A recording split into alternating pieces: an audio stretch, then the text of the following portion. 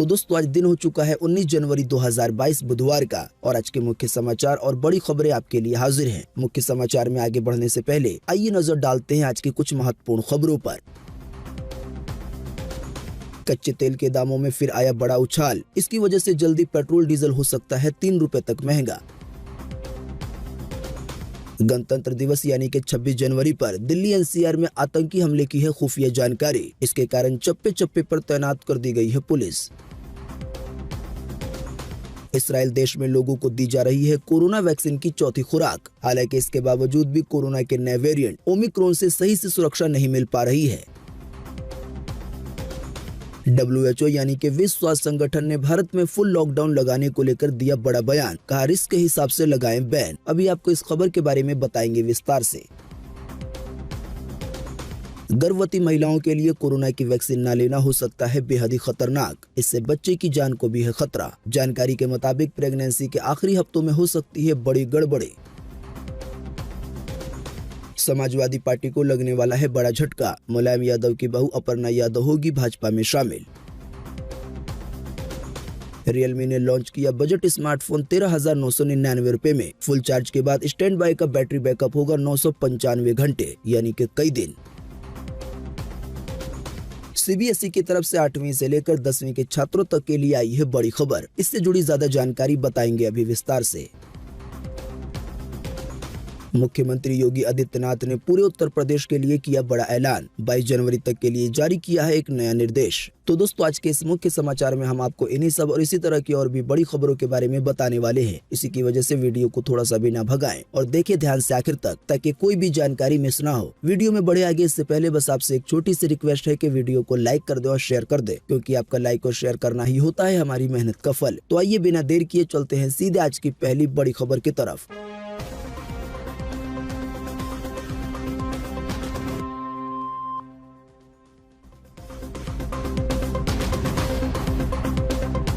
कच्चे तेल के दाम 7 साल के हाईएस्ट लेवल पर पहुंचे, पेट्रोल डीजल हो सकता है जल्दी 3 रुपए तक महंगा। जी हां, आम आदमी को बढ़ती महंगाई के बीच एक और झटका लग सकता है। आने वाले दिनों में पेट्रोल डीजल और भी महंगे हो सकते हैं, क्योंकि कच्चे तेल के दाम 7 साल के हाई लेवल पे जा पहुंचे हैं। अंतर्राष्ट्रीय बाजार में कच्चे तेल के दाम $87 प्रति बैरल के पार पहुँच गए हैं। इससे पहले जनवरी 2014 में ये दाम $87 के पार गए थे। आप नहीं जानते हैं तो आपको बता दें, 1 दिसंबर 2021 को यानी कि अभी से 1-1.5 महीने पहले कच्चे तेल का दाम अंतर्राष्ट्रीय स्तर पर $68.87 प्रति बैरल था, जो अब $86 प्रति बैरल के ऊपर पहुंच गया है। यानी केवल 1.5 महीने के अंदर कच्चे तेल के दामों में 26% की तेजी देखने को मिली है। इसी की वजह से ऐसा अनुमान जताया जा रहा है कि आने वाले दिनों में जल्दी पेट्रोल डीजल एक बार फिर से 3 रुपए तक महंगा हो सकता है। जाहिर सी बात है, ये 3 रुपए की बढ़ोतरी थोड़े थोड़े पैसे करके हो सकती है या एक साथ भी हो सकती है।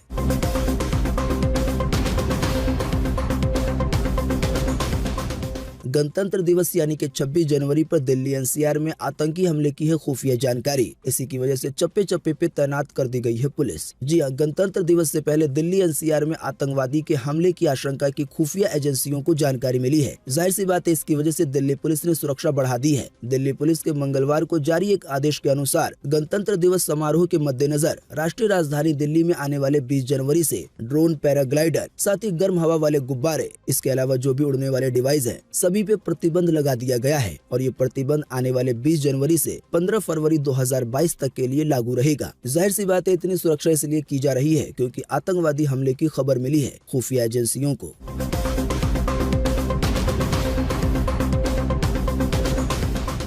इजराइल में लोगों को लग रही है कोरोना वैक्सीन की चौथी डोज, पर इसके नतीजों से वैज्ञानिकों में है निराशा। जी हां, दुनिया भर में कोरोना वायरस का ओमिक्रॉन वेरिएंट जबरदस्त तेजी से फैल रहा है। खासकर अमेरिका और यूरोप में इस वेरिएंट की वजह से अस्पतालों और स्वास्थ्य सेवाओं पे बोझ बढ़ गया है। इजराइल ने इन परेशानियों से बचने के लिए अभी हाल ही में पिछले महीने से अपने नागरिकों को वैक्सीन की चौथी डोज लगाना शुरू कर दिया था। हालांकि इसराइली अस्पतालों की तरफ से जो शुरुआती रिपोर्ट आई है, इसमें ये कहा गया है कि कोरोना की वैक्सीन की चौथी डोज भी ओमिक्रॉन के खिलाफ सीमित सुरक्षा नहीं दे रही है।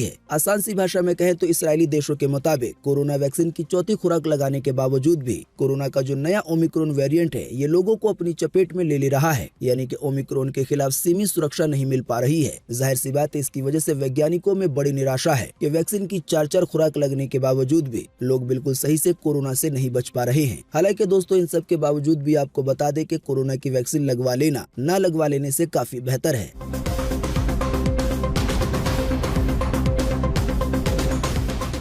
भारत में फुल लॉकडाउन की जरूरत नहीं है। WHO यानी कि विश्व स्वास्थ्य संगठन ने दिया है ये बड़ा बयान, कहा बस रिस्क के हिसाब से लगाएं बैन। जी हाँ, भारत में कोरोना वायरस की तीसरी लहर के मामले बढ़ने के बावजूद फिलहाल फुल लॉकडाउन की जरूरत नहीं है। आपको बता दें ये बात वर्ल्ड हेल्थ ऑर्गेनाइजेशन यानी कि WHO ने कही है। WHO के भारत के प्रतिनिधि रॉड्रिगो एच अफ्रीकन का कहना है कि भारत जैसे देश में कोरोना को फैलने से रोकने के लिए फुल लॉकडाउन लगाने और ट्रेवल बैन करने जैसे कदम उठाना नुकसान पहुंचा सकते हैं। उन्होंने सुझाव दिया है कि महामारी से लड़ने के लिए रिस्क के हिसाब से बैन लगाने की स्ट्रेटेजी को अपनाना चाहिए। यानी WHO प्रतिनिधि के कहने का ये मतलब है कि भारत जैसे बड़े देश में जहां पर इतनी आबादी है वहां पर एक साथ पूरे देश में फुल लॉकडाउन लगाने से कोई फायदा नहीं होगा, बल्कि इसका ज्यादा नुकसान ही देखने को मिलेगा। इसी की वजह से उन्होंने सुझाव दिया है कि जहां पे कोरोना के मामले बढ़ रहे हैं, जहां पे रिस्क बढ़ रहा है, वहां पर बैन लगा दिया जाए, यानी कि केवल उन्हीं इलाकों में लॉकडाउन जैसे हालात बनाए जाएं।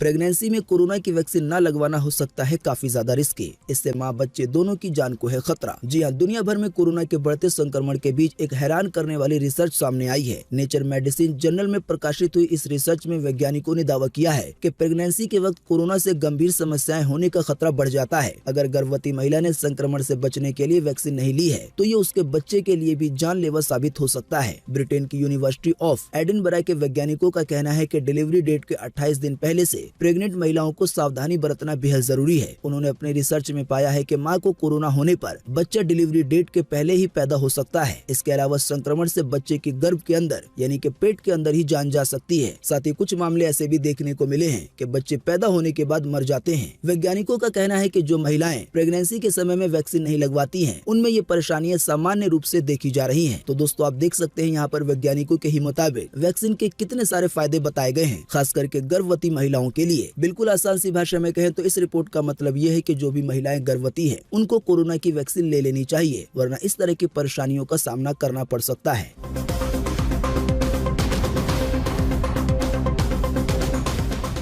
देश में कई दिनों के बाद बीते रोज मिले 2 लाख से ज्यादा कम मरीज कोरोना वायरस के। हालांकि इसके बावजूद भी एक्टिव केसों की संख्या हो गई है 18 लाख के पार। जी हां, पूरे देश में लगातार 7वें दिन यानी कि बीते रोज मंगलवार को एक बार फिर से 2,61,000 से ज्यादा नए मरीज देखने को मिले हैं कोरोना वायरस के। आपको बता दें लगातार 7 दिनों से रोजाना 2 लाख से ज्यादा नए मरीज मिल रहे हैं कोरोना वायरस के। आपको बता दें इसी की वजह से अब भारत में एक्टिव केसों की संख्या यानी कि जो लोग कोरोना से संक्रमित है, जिनका इलाज चल रहा है, अब उनकी संख्या 18,31,181 हो गई है। साथ ही आपको बता दें पिछले 24 घंटे के दौरान ही 392 लोगों की मौत भी हुई है। हालांकि इस दौरान 1,60,789 लोग ठीक भी हुए हैं कोरोना वायरस से। अगर बात की जाए दिल्ली की, तो दिल्ली में रोजाना नए आने वाले मामले लगातार 5 दिनों से कम हो रहे हैं। जानकारी के मुताबिक पिछले 24 घंटे के दौरान राजधानी दिल्ली में 11,600 नए मरीज मिले हैं कोरोना वायरस के। साथ ही इसी दौरान 38 लोगों की मौत भी हुई है। अगर बात की जाए महाराष्ट्र की, तो महाराष्ट्र में पिछले 24 घंटे के दौरान एक बार फिर से 39,000 से ज्यादा नए मरीज मिले हैं कोरोना वायरस के। हालांकि महाराष्ट्र का जो मुंबई शहर है, वहां पे पहले के मुकाबले मामले काफी कम होते दिखे हैं। पिछले 24 घंटे के दौरान मुंबई में लगभग 6,000 नए मामले सामने आए हैं। इसी बीच 7 लोगों की जान भी गई है। साथ ही आपको बता दें पिछले 24 घंटे के दौरान तमिलनाडु में 23,000 से ज्यादा नए मामले, गुजरात में 17,000 से ज्यादा नए मामले, साथ ही असम में 8,000 से ज्यादा नए मामले दर्ज किए गए हैं।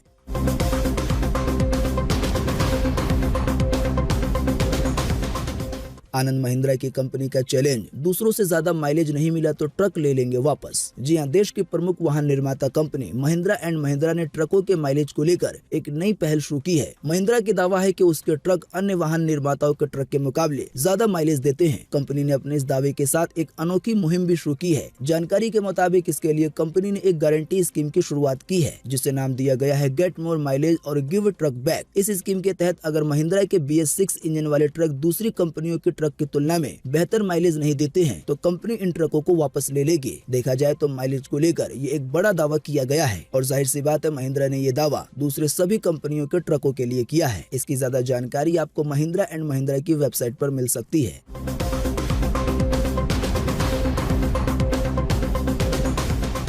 समाजवादी पार्टी को लगने वाला है बड़ा झटका। मुलायम यादव की बहू अपर्णा यादव होंगी भाजपा में शामिल। जी हाँ, उत्तर प्रदेश में भाजपा के मंत्रियों को एक के बाद एक तोड़कर अपने खेमे में ला रही समाजवादी पार्टी को एक करारा झटका लगने की खबर है। जानकारी के मुताबिक पूर्व मुख्यमंत्री और सपा के संस्थापक यानी कि मुलायम सिंह यादव की छोटी बहू अपर्णा यादव आज बुधवार को भाजपा में शामिल होने जा रही हैं। इसके लिए वो बीते मंगलवार देर शाम लखनऊ से दिल्ली के लिए निकल गई थी। हालांकि अभी इस बारे में अपर्णा की तरफ से या भाजपा की तरफ से ऑफिशियल कोई भी जानकारी नहीं दी गई है, लेकिन भाजपा सूत्रों के मुताबिक अपर्णा आज बुधवार सुबह 10 बजे दिल्ली में भाजपा मुख्यालय में पार्टी की सदस्यता लेंगी। देखा जाए तो ये कैसा नजारा होगा कि समाजवादी पार्टी की फैमिली की बहू भाजपा में शामिल हो रही है। असल में इस बारे में जानकारी ये आई है कि अपर्णा को समाजवादी पार्टी में लखनऊ कैंट की सीट चाहिए थी, जो कि अपने आप में बेहद सेफ है। हालांकि समाजवादी पार्टी के सुप्रीमो यानी कि जो उनके जेठ लगते हैं अखिलेश यादव, उन्होंने इस सीट की टिकट उन्हें नहीं दी और इसी की वजह से अब वो भाजपा में शामिल हो रही हैं। आप नहीं जानते हैं तो आपको बता दें कि अपर्णा प्रतीक यादव की पत्नी है। प्रतीक मुलायम सिंह यादव की दूसरी पत्नी साधना यादव के बेटे हैं।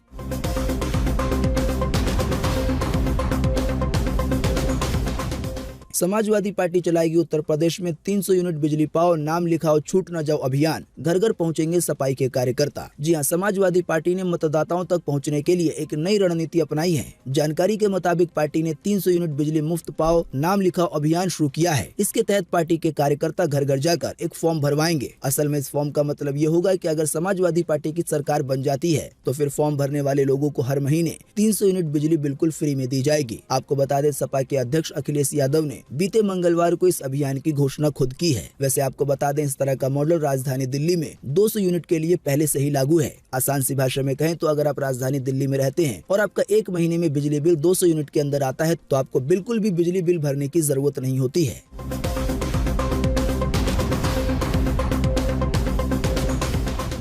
टेलीप्रॉम्प्टर ने पीएम मोदी की स्पीच रोकी। आइए बताएं क्या होता है टेलीप्रॉम्प्टर और ये कैसे करता है काम। इसके बारे में जानने के बाद आप पर कई और बातों के हो जाएंगे खुलासे। जी हां, प्रधानमंत्री Narendra Modi world economic forum को संबोधित कर रहे थे। इसी बीच टेलीप्रॉम्प्टर में टेक्निकल खराबी के चलते पीएम मोदी को रुकना पड़ा। आपको बता दें, टेलीप्रॉम्प्टर एक ऐसा डिवाइस है जिसका इस्तेमाल कई नेता, न्यूज एंकर और बिजनेसमैन करते हैं। टेलीविजन पे न्यूज एंकर धड़ल्ले से बिना कागज देखे समाचार पढ़ लेते हैं। ऐसा वो टेलीप्रॉम्प्टर की मदद से कर पाते हैं। इस टेक्नोलॉजी को टेलीप्रॉम्प्टर या ऑटो क्यू कहते हैं। ये एक ऐसा डिवाइस है जो हर वक्त दर्शकों के साथ आंखों से संपर्क रखने के साथ स्क्रिप्ट पढ़ने में मदद करता है। इसमें कागज पर नोट्स वगैरह बनाने की जरूरत नहीं पड़ती। जब सामने कैमरा होता है और इसको देखकर जब स्क्रिप्ट पढ़ी जाती है तो ऐसा लगता है कि सामने वाले को सब कुछ याद है। हालांकि वो सारी चीजें प्रॉम्प्टर में देख के बोल रहा होता है। जानकारी के मुताबिक इन टेलीप्रॉम्प्टर का इस्तेमाल न्यूज स्टूडियो में, फिल्म के डायलॉग में, नेता के भाषण में, मीटिंग में, बिजनेसमैन, इसके अलावा कई और चीजों में किया जाता है। टेलीप्रॉम्प्टर कई तरह के आते हैं। कुछ टेलीप्रॉम्प्टर ऐसे होते हैं जो कि स्टैंड पे अलग से लगते हैं। कुछ टेलीप्रॉम्प्टर ऐसे होते हैं जो कि कैमरे के साथ सेट हो जाते हैं। असल में टेलीप्रॉम्प्टर नाम का ये डिवाइस कैमरे के बिल्कुल सामने लगाया जाता है। इसी की वजह से न्यूज एंकर जब कुछ भी पढ़ के बोलता रहता है तो हमें लगता है कि वो सीधा हमें देख रहा है, हालांकि वो टेलीप्रॉम्प्टर पे देख के पढ़ रहा होता है। जाहिर सी बात है, कहीं पर जब कोई ऐसी स्पीच देनी होती है जहाँ पर अपनी मर्जी से कुछ नहीं बोलना है तो बड़े बड़े नेता जैसे कि पीएम मोदी या दूसरे देश के प्रधानमंत्री इसी टेलीप्रॉम्प्टर का इस्तेमाल करते हैं।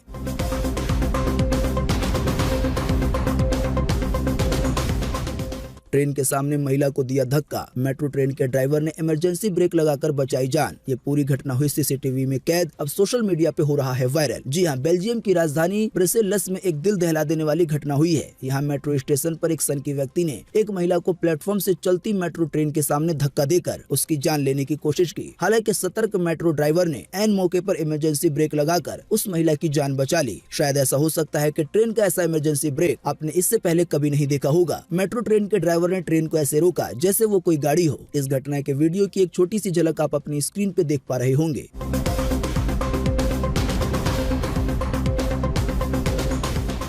Realme 9i low budget smartphone हो गया है लॉन्च। कीमत है 13,999 रुपए। स्टैंड बाय के हिसाब से बैटरी बैकअप हो सकता है 995 घंटे का फुल चार्ज के बाद। जी हाँ, Realme कंपनी ने अपने बजट स्मार्टफोन Realme 9 को भारत में लॉन्च कर दिया है। ये Realme 8i का अपग्रेडेड वर्जन है। कंपनी का दावा है कि फुल चार्ज करने के बाद अगर आप कुछ नहीं करते हैं तो ये फोन लगभग 995 घंटे तक चालू रह सकता है। हालांकि अगर आप लगातार कॉलिंग करेंगे तो आपको ये 48 घंटे से ज्यादा का बैकअप देगा। अगर आप व्हाट्सएप पे चैट वगैरह करेंगे तो ये आपको लगातार 20 घंटे घंटे का बैकअप दे सकता है। इसी तरह से अगर आप म्यूजिक सुनते हैं तो लगातार ये आपको 116 घंटे का बैटरी बैकअप दे सकता है। और ये सारी बातें की जा रही हैं फुल चार्ज करने के बाद। Realme 9i में स्नैपड्रैगन 680 प्रोसेसर दिया गया है। इसकी शुरुआती कीमत 13,999 रुपए है। इस कीमत में आपको 4 GB रैम के साथ 64 GB का इंटरनल स्टोरेज मिलेगा। बाकी इस फोन की ज्यादा जानकारी के लिए या इसे खरीदने के लिए Realme की वेबसाइट को विजिट किया जा सकता है।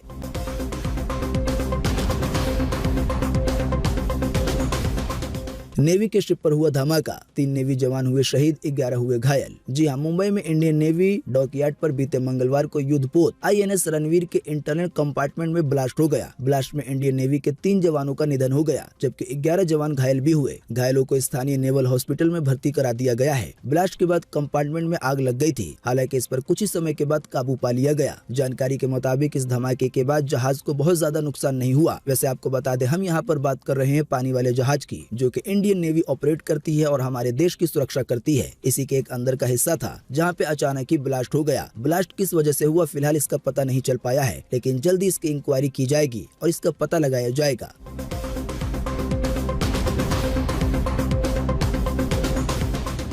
CBSE बोर्ड 17 जनवरी से 28 फरवरी तक करेगा साइंस चैलेंज का आयोजन। 8वीं से लेकर 10वीं के छात्र ले सकते हैं इसमें हिस्सा। जी हां, केंद्रीय माध्यमिक शिक्षा बोर्ड यानी कि CBSE ने परीक्षाओं से पहले ही छात्र छात्राओं की तैयारी जांचने के लिए और उन्हें विज्ञान विषय के प्रति जागरूक करने के लिए साइंस चैलेंज प्रतियोगिता आयोजित करने का फैसला किया है। केंद्रीय माध्यमिक शिक्षा बोर्ड ने कक्षा 8वीं से 10वीं के छात्रों के लिए इस प्रतियोगिता की घोषणा की है। केंद्रीय माध्यमिक शिक्षा बोर्ड ने बताया है कि CBSE साइंस चैलेंज 17 जनवरी से 28 फरवरी 2022 तक दीक्षा प्लेटफॉर्म पे आयोजित किया जाएगा। आप नहीं जानते तो आपको बता दें, दीक्षा नाम का ऐप और वेबसाइट भी है। आप हिस्सा लेने के लिए ऐप या वेबसाइट को विजिट कर सकते हैं।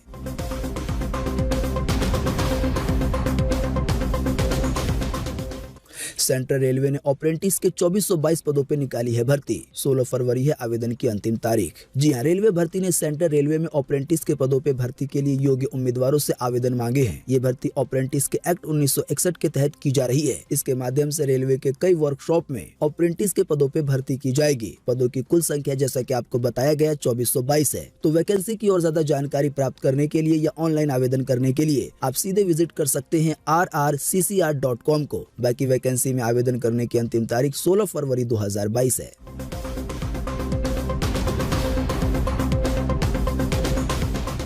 कोरोना के इलाज पर आई नई गाइडलाइन भारत सरकार की। मरीजों को स्टेरॉइड देने से बचे डॉक्टर्स, इससे ब्लैक फंगस का है खतरा। साथ ही में अगर ज्यादा खांसी हो तो टीबी की जांच कराएं। ये सभी बातें कोरोना के मरीजों के लिए हैं या जो लोग ठीक हो चुके हैं। जी हां, केंद्र सरकार यानी कि भारत सरकार ने कोरोना के इलाज से संबंधित अपने गाइडलाइन में कुछ बदलाव किए हैं। नए गाइडलाइन में या कह लें नए नियमों में डॉक्टर को सलाह दी गई है कि वो मरीज को स्टेरॉइड देने से बचे। इससे ब्लैक फंगस जैसे दूसरे इन्फेक्शन का खतरा बढ़ जाता है। कुछ दिन पहले ही नेशनल कोविड टास्क फोर्स के चीफ डॉक्टर VK पॉल ने दूसरी लहर में इन ड्रग्स के यानी कि इन दवाइयों के जरूरत से ज्यादा इस्तेमाल को लेकर पछतावा जाहिर किया था। नई गाइडलाइन के अनुसार अगर स्टेरॉइड्स बहुत जल्दी और ज्यादा मात्रा में या फिर काफी लंबे समय से दिए जाते हैं तो इससे मरीजों को दूसरी गंभीर बीमारियों का खतरा हो सकता है। दोस्तों, आसान सी भाषा में आप ये कह सकते हैं कि स्टेरॉइड कोरोना से या दूसरी बीमारी से बचाने में मदद कर सकता है, लेकिन इसकी वजह से कई तरह की और बीमारियों का खतरा बढ़ जाता है। इसी की वजह से भारत सरकार ने देश के डॉक्टरों को ये सलाह दी है कि वो मरीजों को स्टेरॉइड्स देने से बचे। साथ ही में कोई कोरोना का मरीज है या कोरोना से ठीक हो गया है और अगर उसे 2 से 3 हफ्ते से खांसी हो रही है तो उसे अपनी जांच करा लेनी चाहिए। कई बार ऐसे मामले में टीबी हो सकती है। दोस्तों, अगली खबर के बारे में बताने से पहले आपके लिए एक बड़ा सर्वे और एक बड़ा सवाल। अगर आप इसमें हिस्सा लेंगे और इसका जवाब देंगे तो इससे काफी कुछ पता चलेगा। दोस्तों, जैसा कि अभी हमने आपको वैक्सीन को लेकर कई तरह की जानकारियां दी और आए दिन हम अपने मुख्य समाचार में आपको वैक्सीन से जुड़ी जानकारियां देते रहते हैं। तो दोस्तों, इसी के बीच आपको इसी वीडियो के नीचे कमेंट बॉक्स में ये कमेंट करके बताना है कि कोरोना से बचने के लिए वैक्सीन ले लेना फायदेमंद है या वैक्सीन नहीं लेने से भी कुछ नहीं होगा। इस पर आपकी पर्सनल राय क्या है? फटाफट से आप अपना जवाब इसी वीडियो के नीचे कमेंट बॉक्स में लिखें और बताएं कि वैक्सीन लेना फायदेमंद है या ना लेना भी बराबर है। हालांकि आपको बता दें, अगर आप हमारे पूरे वीडियो को बिल्कुल गौर से देखेंगे तो इसका सही जवाब एक्सपर्ट के मुताबिक बताया गया है। हालांकि इसके बावजूद भी इस पर आपकी पर्सनल राय क्या है? फटाफट से आप अपना जवाब लिख डालिए।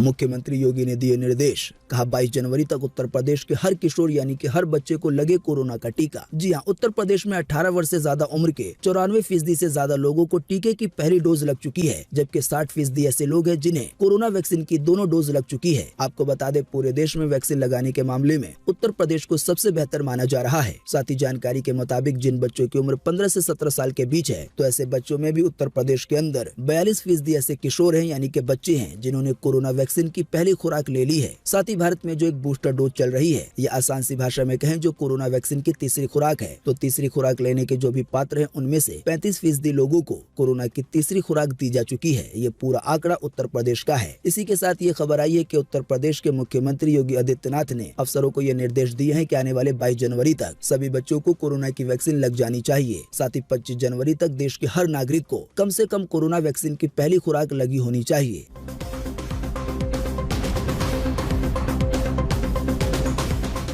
आज 19 जनवरी को पूरे देश में ये रहेगा मौसम का हाल। मौसम विभाग ने जारी किया है मौसम का पूर्वानुमान। जी हां, मौसम विभाग के अनुसार अगले 24 घंटे के दौरान यानी कि आज 19 जनवरी को बिहार के कुछ हिस्सों में, राजस्थान में और उत्तरी मध्य प्रदेश में घना से भी बहुत घना कोहरा छाने की संभावना जताई गई है। इसके अलावा पंजाब में, हरियाणा में और उत्तर प्रदेश के कुछ स्थानों पर कोल्ड डे की स्थिति बनी रहेगी यानी कि बहुत ठंडा दिन रहेगा। इसके अलावा गिलगित बल्टिस्तान में, मुजफ्फराबाद में, जम्मू कश्मीर में, लद्दाख में, हिमाचल प्रदेश में और उत्तराखंड के अलग अलग हिस्सों में आज हल्की से मध्यम बारिश के साथ हल्की बर्फबारी भी हो सकती है। इसके अलावा पूर्व उत्तर भारत में, तमिलनाडु में और केरल के अलग अलग जगहों पर हल्की बारिश की संभावना जताई गई है। तो दोस्तों, आज 19 जनवरी 2022 के यही मुख्य समाचार और बड़ी खबरें थी। उम्मीद करते हैं इससे आपको काफी कुछ जानकारी मिली होगी। हम बस इसके बदले में आपसे इतना ही चाहते हैं कि आप इस वीडियो को लाइक कर दे और शेयर कर दे, क्योंकि आपका लाइक और शेयर करना ही होता है हमारी मेहनत का फल। वीडियो देखने के लिए आपका बहुत बहुत धन्यवाद। Thanks for watching.